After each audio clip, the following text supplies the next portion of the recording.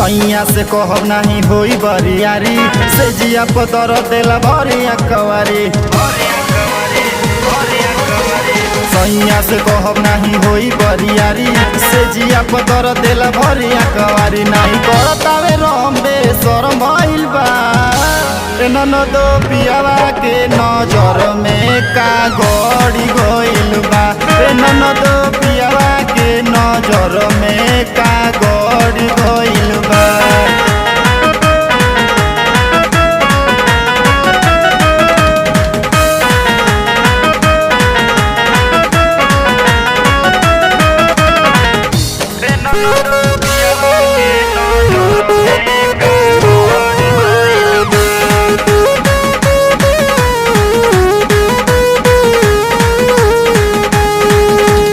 पहले रहे सीधा साधा भइले अब पाका नजर से नजर मिलल खोजतावे फाका।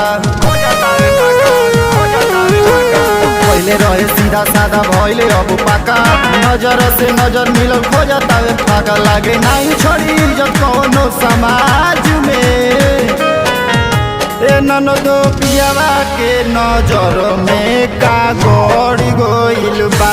ननदो पियावा के नजर में का गड़ी गइल बा।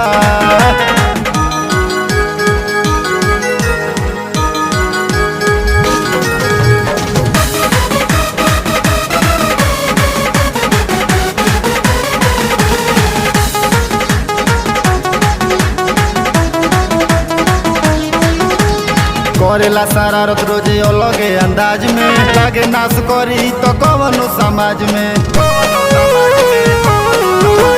करेला शरारत रोजे अलगे अंदाज में लागे नाश करी तो कवनो समाज में। देखो घुघुटा में अचल जुराइल बा ननदो पियावा के नजर में का गड़ी गइल बा। ननदो पियावा के नजर में का गड़ी गइल बा।